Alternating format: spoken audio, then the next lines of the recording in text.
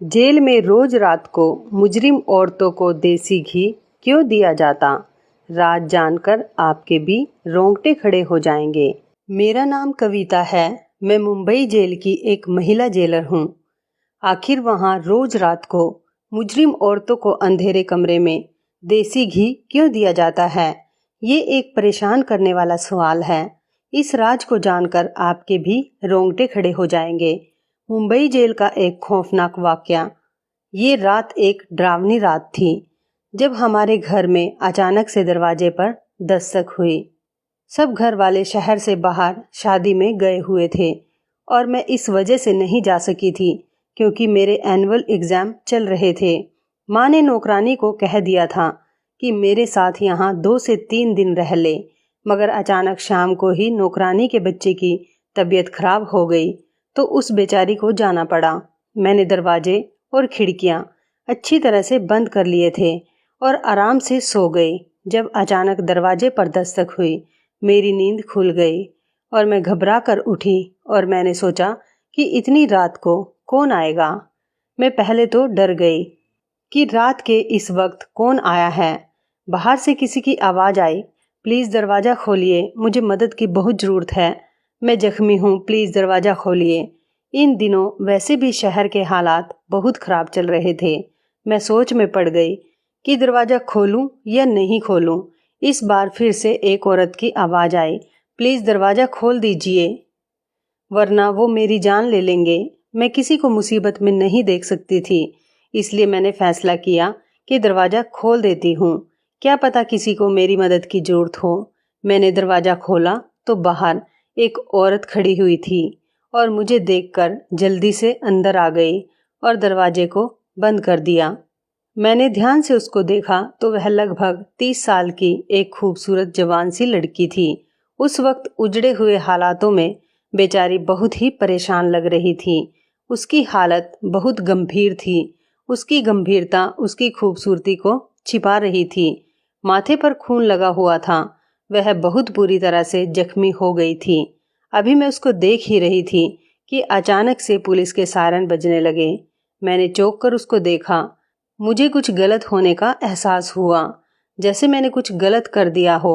वो कहने लगी, मुझे कहीं छुपा दो, पुलिस मेरे पीछे है, प्लीज़ मेरी मदद करो। मैं सोच में पड़ गई। मुझे बहुत ही पछतावा हुआ कि मुझे इसको अपने घर में जगह नहीं देनी चाहिए थी और ना ही इसकी मदद करनी चाहिए थी। अगर पुलिस ने छापा मार लिया तो मैं भी इसके साथ जेल जाऊंगी। सायरन की आवाज़ धीरे धीरे करीब आती जा रही थी। मेरे दिमाग ने बिल्कुल भी काम करना बंद कर दिया था। मुझे समझ नहीं आ रहा था कि मैं क्या करूं। वो खुद ही घर के अंदर भागकर चली गई। मुझे होश आया तो मैं उसके पीछे भागी। वो कहने लगी कि अभी थोड़ी देर में पुलिस घरों की तलाशी लेना शुरू कर देगी। मुझे कहीं छुपने की जगह बता दो जहां मैं छुप सकूं। मैंने डरते हुए पूछा, कौन हो तुम और पुलिस क्यों तुम्हारे पीछे है? वो कहने लगी, तुम्हें भगवान का वास्ता, अभी मुझे छुपा दो कहीं भी, मैं तुम्हारे सारे सवालों का जवाब दूंगी। मैं कसम खाकर कहती हूँ कि मैं तुम्हें कोई नुकसान पहुँचाने के इरादे से नहीं आई हूँ और ना ही पहुँचाऊंगी। मेरा भरोसा करो। उसी वक्त बाहर से स्पीकर के जरिए ऐलान हुआ, ये खतरनाक महिला कैदी जेल से फरार हो गई है। अगर किसी ने उसे पनाह दी है तो वो खुद उसे बाहर निकाल दे, वरना अभी थोड़ी देर में पुलिस तलाशी लेना शुरू कर देगी।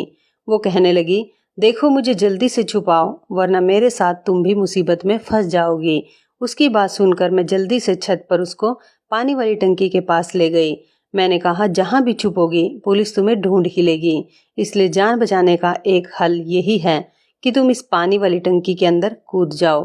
पानी ठंडा हो रहा था, लेकिन मेरी राय पर उस औरत ने मुझे यूं देखा जैसे मेरा दिमाग खराब हो गया हो। इतने ठंडे पानी में मैं उसे कूदने की राय दे रही थी। मुझे लगा जैसे वो मुझसे कहेगी कि इतने ठंडे पानी में कूदने से तो बेहतर है मैं खुद को पुलिस के हवाले कर दूं। मगर अगले ही पल वह ढक्कन उठाकर टंकी में कूद पड़ी।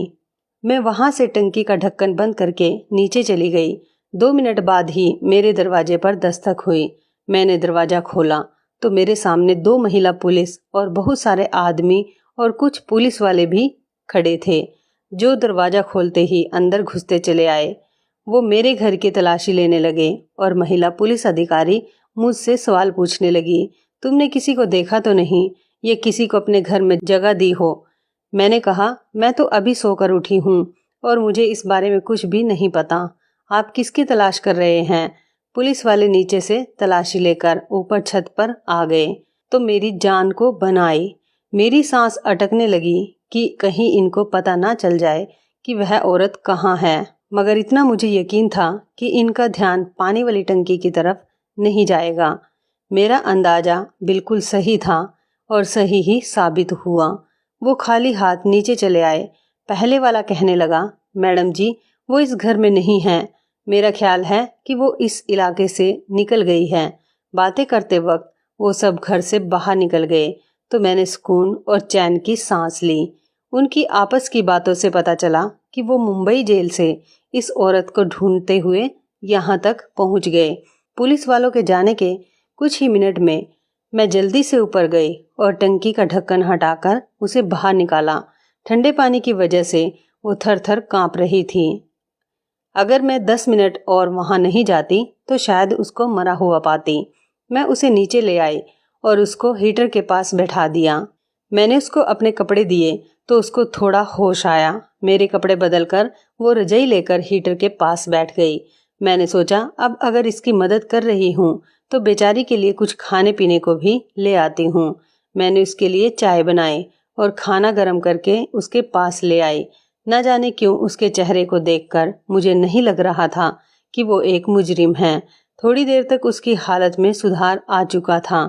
अब मैंने उससे बात की शुरुआत की और कहा, आपको देखकर लगता तो नहीं कि आप मुजरिम हो, लेकिन पुलिस आपके पीछे क्यों पड़ी है और ये कह रही है कि मुंबई जेल से एक मुजरिम औरत फरार हुई है, तो क्या आप वाकई मुजरिम हैं? मेरा सवाल सुनकर उसने गहरी सांस भरी और कहने लगी, तुम्हारा अंदाजा बिल्कुल ठीक है। मैं मुंबई जेल की कैदी नहीं बल्कि वहाँ की जेलर हूँ। मैंने कहा, क्या?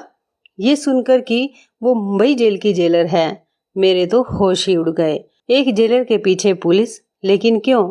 मैंने पूछा, आप जेलर होके मुजरिमों की तरह क्यों भाग रहे हो? तो वो कहने लगी कि बड़ी लंबी कहानी है, सुनकर क्या करोगी? मैंने कहा, देखिए, मैंने आपको अपने घर में जगह दी है, आपकी मदद की है। अब आपको भी अपनी कहानी मुझे सुनानी होगी, क्योंकि मैं ये सब आपसे इसलिए भी पूछ रही हूँ क्योंकि मैंने भी मुंबई की एक जेल में जेलर के लिए अप्लाई किया हुआ है। तो मुझे आपकी कहानी सुनकर मालूम हो जाएगा कि वहाँ के क्या हालात हैं। वो कहने लगी, ठीक है, अगर तुम्हें इतना ही जानने का शौक है तो ठीक है, तो फिर सुनो। मेरा नाम गौरी है और मैं एक बहुत अच्छे और इज्जतदार खानदान से ताल्लुक़ रखती हूँ। हम 2 बहनें और 2 भाई हैं। मेरे पिताजी मुंबई के थाने में हवलदार थे।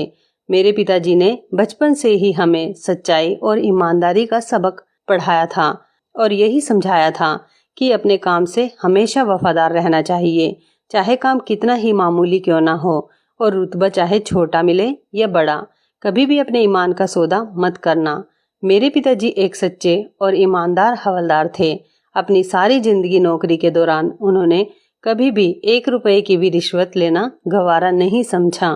पिताजी के साथ के दोस्तों ने अपने घर पक्के कर लिए और अच्छी जिंदगी गुजारने लगे थे, मगर हमारा गुजारा गरीबी के कारण मुश्किल से ही हो रहा था।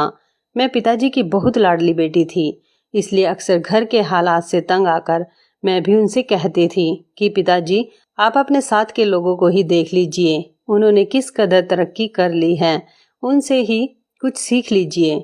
उन लोगों के घरों में सब तरह के ऐशो आराम हैं। लोगों के घर रोजाना अच्छे अच्छे पकवान बनते हैं और हमारे यहाँ वही रूखी सूखी, और हम लोग तो दिवाली पर भी अच्छे पकवान नहीं बना पाते। हमें तो कुछ अच्छा देखने को भी नहीं मिलता, खाना तो दूर की बात है। उनके बच्चे कितने अच्छे स्कूल और कॉलेज में पढ़ते हैं और हम लोग तो सरकारी स्कूल में जाते हैं। बाद में हमें नौकरी भी वैसी ही मिलेगी, कोई भी छोटे से क्लर्क जैसी। पिताजी हंसकर कहते, बिटिया रानी, तू फिक्र ना कर, तेरे भाग्य में बहुत बड़ी और ऊंची नौकरी है। मैं मजाक मजाक में कहती, क्यों पिताजी, क्या मैं मुंबई जेल की जेलर बनूंगी? पिताजी कहते, तो इसमें इतनी हैरानी वाली क्या बात है?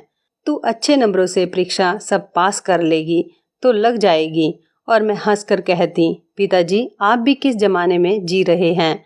मेरी सिफारिश होगी तभी तो किसी नौकरी पर लगूंगी, वरना पैसे देकर नौकरी करने वाले तो हमारे हालात ही नहीं। पिताजी ने गुस्से से कहा, न रिश्वत और ना ही सिफारिश, कभी भी जिंदगी में इन दोनों चीजों की तरफ झुकने का सोचना भी मत।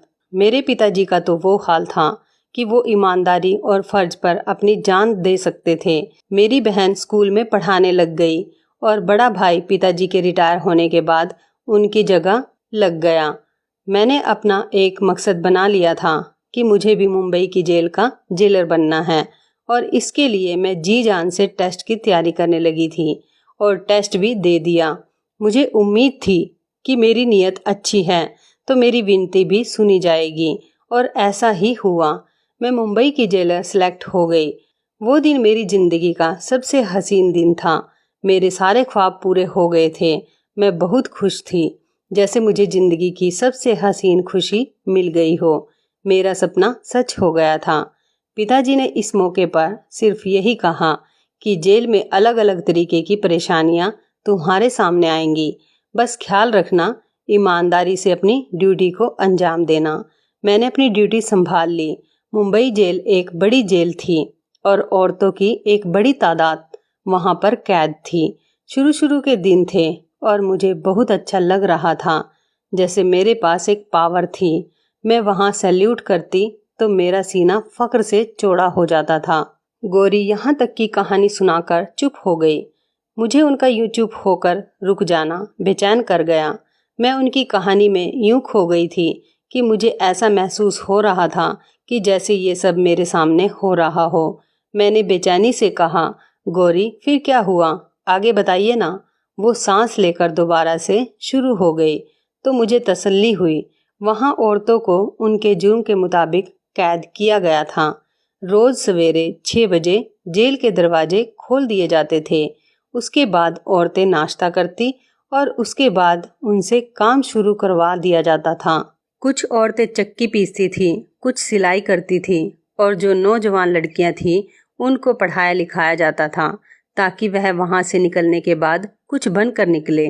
शाम को सूरज डूबता और जब रात होने को आती उनको खाना दिया जाता और उनको वापस जेल में भेज दिया जाता।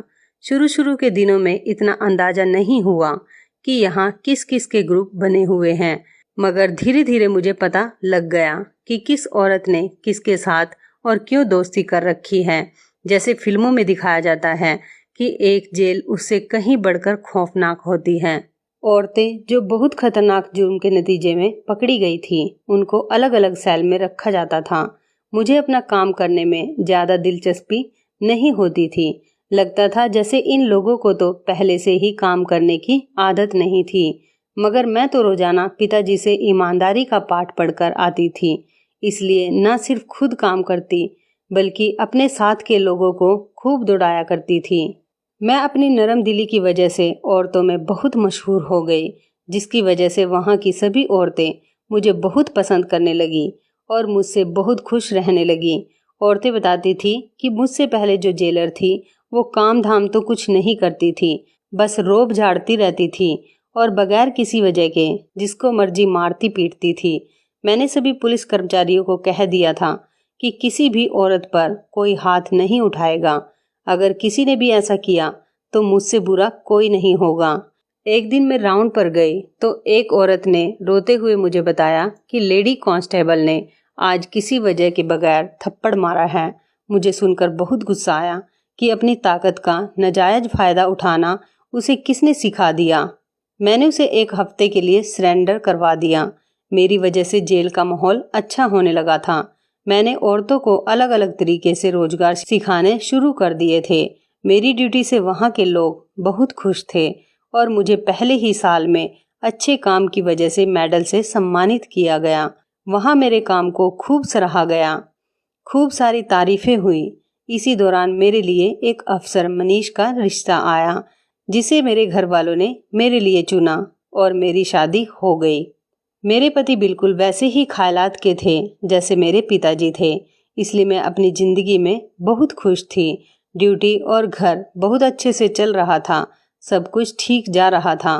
मगर कहते हैं ना, आजमाइश इंसान पर उसी वक्त आती है जब वो ज़्यादा ही सुख की ज़िंदगी में खो जाए। मेरी किस्मत को भी मेरा सुकून अच्छा नहीं लगा। उन्हीं दिनों जेल के बाहर से देसी घी के भरे हुए डिब्बे अंदर जाने लगे। शुरू शुरू में तो मैंने इतना ध्यान नहीं दिया कि रिश्तेदार अक्सर इस किस्म की चीज़ें भेजते रहते हैं, मगर जब लगातार इसी तरह रोजाना देसी घी के डिब्बे जेल में आने लगे तो मैं चौंक गई। मुझे ये बात हजम नहीं हुई कि यह क्या हो रहा है। मेरा दिल और दिमाग कह रहा था कि कुछ तो गड़बड़ जरूर है। मैंने सोचा कि मुझे मालूम करना होगा कि रोज रोज देसी घी के डिब्बे किसके पास जाते हैं, कौन मंगवाता है।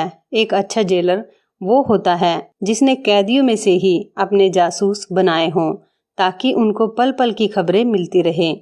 मैंने भी उसी औरत को अपने लिए जासूसी करने को कहा था, जिसके लिए मैंने लेडी कांस्टेबल को एक हफ्ते के लिए सरेंडर किया था। मेरे इस अंदाज से वो मेरी वफादार हो गई थी और मेरे कहने पर मुझे खबरें देती रहती थी कि जेल के अंदर क्या हो रहा है। इसलिए एक दिन मैंने सारे घी के डिब्बे खुलवाए और अच्छे से डिब्बों की तलाशी ली। उन डिब्बों में देसी घी ही था। मैंने उस औरत को बुलवाया जो मुझे सारी खबरें देती थी। मैंने उससे कहा, मुझे अंदर मालूम करके बताओ, देसी घी के डिब्बे आखिर आते हैं किसके लिए और कौन इन्हें इस्तेमाल करता है और क्यों। मुझे 2 दिनों के अंदर सारी रिपोर्ट बना कर दो। मेरी ड्यूटी ज़्यादातर दिन के वक्त ही होती थी और रात के वक्त एक और जेलर ड्यूटी पर आ जाती थी। दिन के वक्त तो किसी की हिम्मत भी नहीं होती थी कि मेरे होते हुए कुछ ऐसा वैसा हो जाए, मगर रात के वक्त यहाँ क्या होता है इसकी मैं गारंटी नहीं दे सकती थी। इसलिए जासूस को काम पर लगा दिया। मैंने बीच में टोकते हुए पूछा, गौरी, क्या आपको देसी घी के डिब्बे की वजह से शक हुआ था? मेरे सवाल पर जेलर गौरी ने हाँ में सिर हिलाते हुए कहा, हाँ, रोजाना ही कई डिब्बे देसी घी के जेल के अंदर जाते थे और मेरी नज़रों में ये नॉर्मल बात नहीं थी। मेरा अंदाजा बार बार यही कह रहा था कि कुछ ऐसा हो रहा है जो मेरी नज़रों से ओझल है। मेरी जासूस ने मुझे सनसनीखेज शब्दों में आकर जो खबर सुनाए वो सुनकर ही मैं दंग रह गई। उसने कहा कि देसी घी रोज रात को अंधेरे कमरे में कुछ खास औरतों को दिया जाता है। रात की ड्यूटी वाली जेलर सारा स्टाफ इस बात को जानता है और आपके कार्यालय की भी 2-4 लोग शामिल हैं। मैं उलझन में पड़ गई कि अंधेरे कमरे में देसी घी क्यों औरतों को दिया जाता है, इसका क्या मतलब हुआ। मैंने अपनी जासूस से कहा कि मुझे उन औरतों के नाम बताओ जो रोजाना अंधेरे कमरे में जाकर देसी घी खाती हैं। जासूस ने जिनके नाम बताए उन औरतों को देखकर मैं चौंक गई।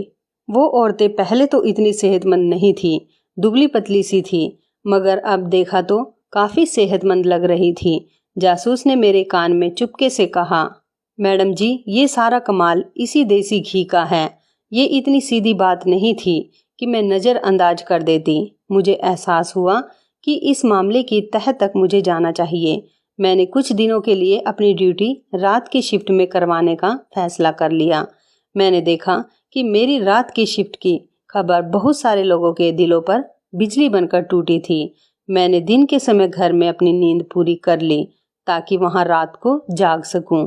रात के 9 बजते ही मैंने देखा लेडी कांस्टेबल चोरी चोरी कहीं जा रही है। मैंने सोचा कि इसके पीछे जाकर देखती हूँ और मैं धीरे धीरे उसका पीछा करने लगी कि वो कहाँ जाती है। मैंने जो देखा उसने मुझे चौकन्ना कर दिया, क्योंकि एक अंधेरे कमरे में वो कैदी मुजरिम औरतों को देसी घी दे रही थी। पहली चौंका देने वाली बात तो ये थी कि रात के इस वक्त देसी घी खाने की क्या जरूरत थी, और जबरदस्त बात ये कि जेल के आखिरी वाले अंधेरे कमरे में जाने की क्या तुक बनती है। मैंने 2-3 दिन यही रूटीन देखा, लेकिन इसके अलावा कोई और जबरदस्त बात मेरी गिरफ्त में न आ सकी। मैं कुछ भी पूछकर इनको शक करने का मौका नहीं दे सकती थी, इसलिए मैं चुपचाप सब कुछ देख रही थी कि कभी तो मौका आएगा कि कोई और सबूत मिलेंगे, और सबूत आखिर एक दिन मिल ही गया। उस दिन रात के 11 बजे थे। मैंने अपना सिर मेज पर टिकाया और जानबूझकर आंखें बंद कर ली ताकि कोई देखे तो यही समझे कि मैं सो रही हूँ। थोड़ी ही देर गुजरी थी कि मेरे ऑफिस में कोई आया। आहट से मैंने पहचान लिया कि लेडी कांस्टेबल हैं। वो मुझे सोता देखकर बाहर चली गई। वो किसी से कहने लगी, लगता है जो नींद की दवा मैडम को दी है उसने असर कर दिखाया। मैडम सो रही है, बस कुछ ही घंटे बाकी हैं, इसलिए इन औरतों को जाकर कहो जल्दी जल्दी अपना काम करें। कुछ ही देर में वे दोनों वहां से चली गई। मैंने हैरत से सोचा कि आखिरकार ये सब क्या हो रहा है जेल में, जिसकी मुझे खबर नहीं थी, और मेरी नाक के नीचे सब कुछ हो रहा है। इनकी बातों से अंदाजा हुआ कि जो भी हो रहा है इसी अंधेरे कमरे में हो रहा है। तभी मैंने उठने की कोशिश की ताकि जाकर देख सकूं ऐसा क्या हो रहा है। वहां पर उठते ही मेरा सर चकराने लगा। मुझे चक्कर आ रहे थे। लगता था कि मेरी चाय में जो नींद की गोलियां मिलाई थी उसने अब असर करना शुरू कर दिया था। मैं वहीं पर सो गई और सुबह तक मुझे कुछ खबर नहीं हुई कि मैं कहाँ पर हूँ। सुबह उठी तो सर भारी हो रहा था, इसलिए घर चली गई। घर जाने से पहले इन औरतों के सेल की तरफ आई ताकि कोई बात इनके बारे में पता कर सकूं, मगर वहां पर सब ठीक लगा तो मैं वापस घर आ गई। घर आकर मैं सोचती रही कि इस कांस्टेबल के साथ दूसरा शख्स कौन था जिससे वो बात कर रही थी। इसके बाद मैं रात को दोबारा ड्यूटी पर गई। मैंने फैसला कर लिया था कि मुझे क्या करना है। मुझे कल की तरह चाय पेश की जाएगी, मगर आज मैंने वो पी नहीं। पास के ही वॉश बेसिन में बहा दी और खाली कप रखकर आंखें बंद कर ली। थोड़ी देर बाद वो कप लेने आई तो मुझे सोता हुआ देखकर तसल्ली अंदाज में बाहर चली गई। थोड़ी देर बाद मैं भी बाहर निकल आई। रात के 11 बज रहे थे। जेल में हर तरफ की लाइट बंद थी। हर तरफ अंधेरा ही अंधेरा था। मैं चुपचाप उस तरफ बढ़ गई जहां पर अंधेरे कमरे में वो औरतें रहती थी जो रोज देसी घी खाती थी। लेकिन आज वहां उस कमरे में अंधेरा नहीं था। किसी ने मोबाइल की टॉर्च ऑन करके रखी थी। मैं एकदम उन पर चिल्लाई और मैंने चेक करके कहा कि ये सब क्या हो रहा है। जो नज़ारा मेरे सामने था उसे अपनी आंखों के सामने देखकर मुझे भी यकीन नहीं आ रहा था। मेरा स्टाफ इतनी घिनौनी साजिश में शामिल है। वो औरतें सुरंग खोद रही थी। उन्होंने अच्छी खासी सुरंग खोदी हुई थी। जाने कितने हफ्तों से या महीनों से यह काम किए जा रही थी। वह औरतें कत्ल के जुर्म में जेल में लाई गई थी और अदालत की तरफ से उन दोनों को उम्र कैद की सजा सुनाई गई थी। वो दोनों यहाँ से फरार होने के लिए सुरंग खोद रही थी और इस काम में मेरा पूरा कार्यालय भी शामिल था। लेडी कांस्टेबल का यूं मुझे सामने देखकर सांस रुक गया। उसके हाथ से मोबाइल नीचे गिर गया, जिसके टॉर्च ऑन करके वो उसके सर पर खड़ी थी। वह सुरंग खोदती थी, इसलिए देसी घी खाती थी, क्योंकि सुरंग खोदना आसान काम नहीं होता। इसके लिए बहुत ताकत चाहिए होती है। वो देसी घी खाकर रोजाना के 3-4 घंटे सुरंग खोदने पर लगा देती थी। वहां खड़े खड़े ही मैं सब कुछ समझ चुकी थी और सारी कहानी मेरी आंखों के सामने थी और मैं सब कुछ समझ गई थी।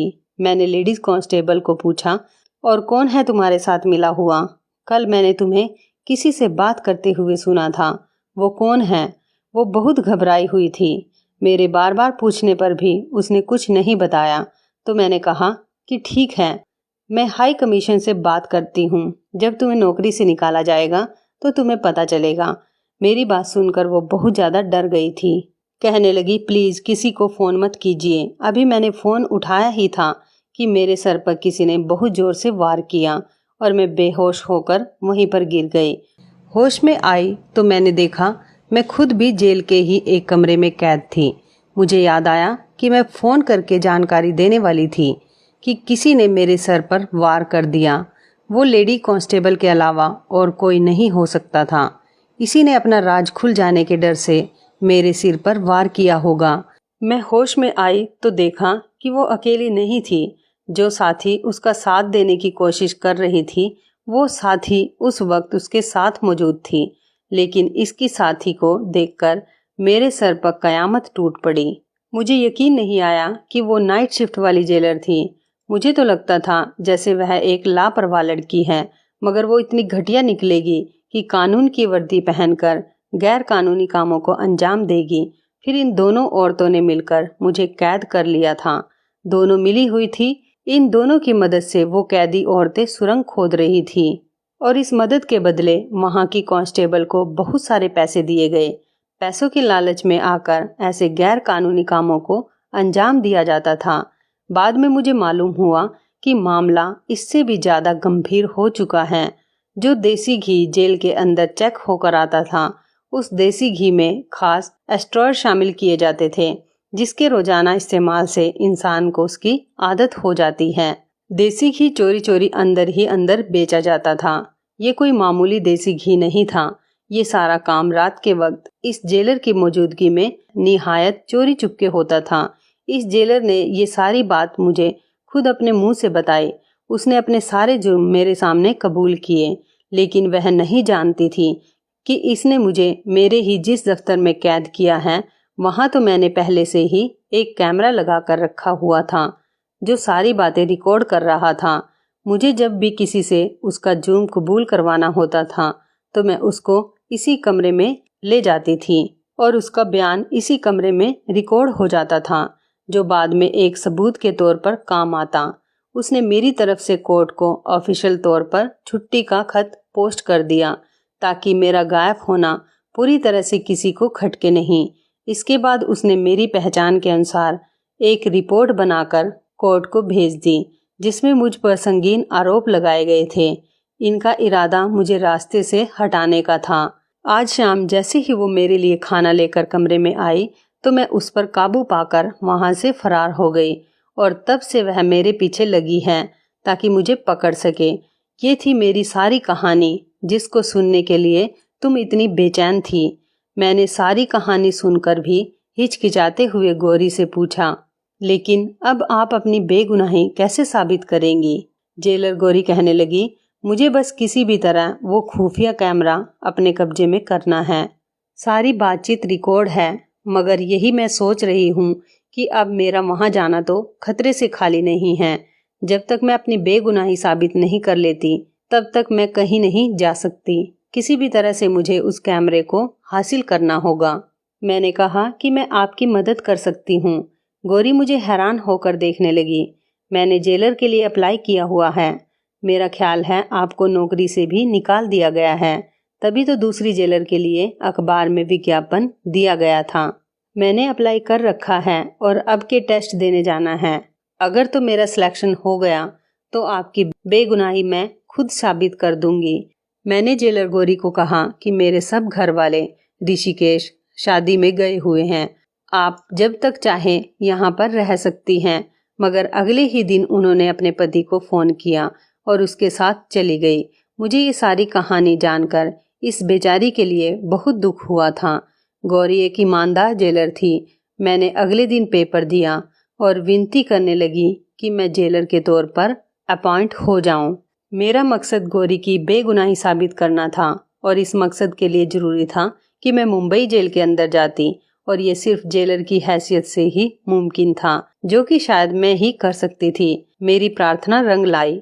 मुझे सिलेक्ट कर लिया गया। इंटरव्यू की सारी तैयारी मुझे गौरी ने ही करवाई थी, जिसकी वजह से मैं कामयाब हुई थी। मैंने वहां जाते ही पहले दिन देख लिया था कि वो कौन सी औरतें थी जो सुरंग खोदती थी और देसी घी हजम करती थी। इन औरतों को देखकर अंदाजा हुआ कि इनका काम अभी भी जारी था। मैंने चुप करके बड़े अधिकारियों को लेटर लिखकर ये बताया कि जेल में सुरंग खोदी जा रही है और इसकी जिम्मेदार रात की ड्यूटी वाली जेलर और लेडीज कांस्टेबल है। इसके साथ ही मैंने वो कैमरा भी सबूत के तौर पर साथ में भिजवा दिया, जो मुझे ठीक उसी जगह मिला था जिसका मुझे गौरी ने बताया था। ठीक रात 11 बजे जेल के सेल में छापा पड़ गया, जहां सुरंग खोदी जा रही थी, और उन औरतों को सुरंग खोदते हुए रंगे हाथों पकड़ा गया। लेडीज कांस्टेबल और नाइट ड्यूटी वाली जेलर को गिरफ्तार कर लिया गया और उनको कड़ी से कड़ी सजा सुनाई गई। ये सब मैंने अपनी ड्यूटी के दूसरे दिन ही किया था, क्योंकि मेरा इरादा ही यही था कि सच सामने लाया जाए। जेलर गौरी की बेगुनाही साबित हो गई और उसे उसकी पोस्ट दोबारा से दे दी गई। मुंबई जेल की नाइट ड्यूटी और जेलर की पोस्ट गौरी को दे दी गई और दिन की ड्यूटी मुझे दे दी गई। जेलर गौरी ने मेरा बहुत शुक्रिया अदा किया और मुझसे कहा कि तुम्हारा बहुत एहसान है कि तुमने मेरी मदद की, और अब मेरी जेलर गौरी के साथ बहुत अच्छी दोस्ती हो गई। हम दोनों ने पहले की तरह मिलकर जेल का माहौल बहुत अच्छा कर दिया और सब कुछ पहले की तरह अच्छा होने लगा था। तो इस कहानी के बारे में आपकी क्या राय है, कमेंट करके जरूर बताइएगा। दोस्तों, आपको हमारी ये मज़ेदार कहानी जेल में रोज रात को मुजरिम औरतों को अंधेरे कमरे में देसी घी क्यों दिया जाता कैसी लगी? आप हमें कमेंट बॉक्स में जरूर बताएं। यदि आपके पास भी ऐसी कोई प्यारी सी कहानी है या फिर ऐसी कोई और कहानी जिससे कुछ शिक्षा मिले, तो आप हमारे साथ उसको जरूर शेयर करें। दोस्तों, यदि आपको हमारी ये वीडियो अच्छी लगे तो आप हमारी इस वीडियो को लाइक शेयर जरूर करें और ऐसी ही दिल को छू लेने वाली प्रेरणादायक कहानियाँ सुनने के लिए हमारे चैनल को भी सब्सक्राइब करें। और यदि आप हमें फेसबुक पर देख रहे हैं तो आप हमारे फेसबुक पेज को लाइक और फॉलो जरूर करें। तो दोस्तों, फिर मिलते हैं ऐसी ही ज़बरदस्त कहानी या टिप्स के साथ नई वीडियो में। तब तक के लिए आप सभी का धन्यवाद। आप सभी अपना ख्याल रखना। आपका दिन शुभ व मंगलमय हो।